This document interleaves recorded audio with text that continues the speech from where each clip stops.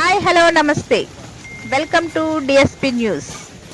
నెల్లూరు జిల్లాలోని మూలపేట ప్రభుత్వ బాలికల ఉన్నత పాఠశాల, వేద సంస్కృన్నత పాఠశాలను సందర్శించిన రాష్ట్ర పురపాలక శాఖ మంత్రి నారాయణ పాఠశాలలో ఓపెన్ జిమ్, క్రీడా పోటీలకు స్థలాల ఏర్పాటుపై అధికారులకు పలు సూచనలు చేసిన మంత్రి నారాయణ.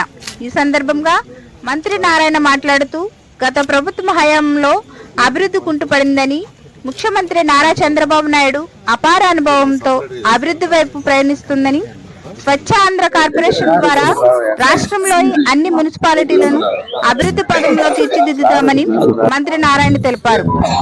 రాష్ట్రంలోని ఉన్న అన్ని ప్రభుత్వ పాఠశాలను ప్రైవేటు పాఠశాలల కంటే ధీటుగా అభివృద్ధి చేయాలని రాష్ట్ర విద్యాశాఖ మంత్రి నారా లోకేష్ గట్టి ప్రయత్నాలు చేస్తున్నారని మంత్రి నారాయణ తెలిపారు.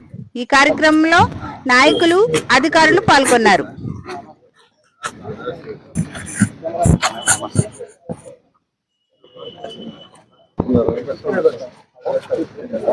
ఈరోజు 39-40 డివిజన్లకి ఇచ్చేసిన మంత్రివర్యులు నారాయణ సార్ గారికి కృతజ్ఞతలు తెలుపుతూ ఈ 39లోని 2 గవర్నమెంట్ స్కూల్స్కి విజిట్ చేయడం జరిగింది.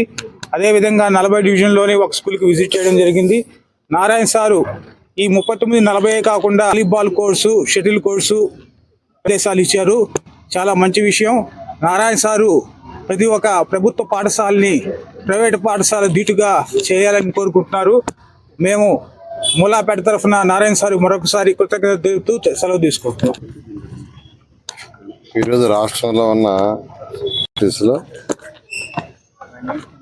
స్వచ్ఛాంధ్ర కార్పొరేషన్ ద్వారా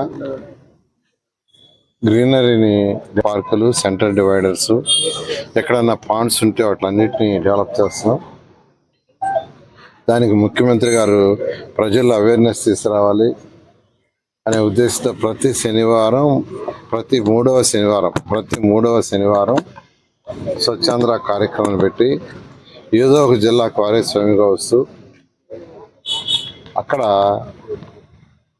ఈ యొక్క స్వచ్ఛాంధ్ర కార్యక్రమాన్ని నిర్వహిస్తూ, అంటే కొన్ని స్కూల్స్ పోతున్నారు, స్కూల్స్ని స్టడీ చేస్తున్నారు, అక్కడ ఎన్విరాన్మెంట్ ఎలా ఉంది, పరిసరాలు ఎలా ఉన్నాయని. అదేవిధంగా డంప్ యార్డ్స్కి పోతున్నారు, పార్కులకు పోతున్నారు, ఎక్కడన్నా పాండ్స్ ఉంటే పాండ్స్. 19లో రాష్ట్రంలో ఉన్న అన్ని జిల్లాల్లో పార్కుల్ని, సెంట్రల్ డివైడర్ని బ్రహ్మాండంగా డెవలప్ చేశాం.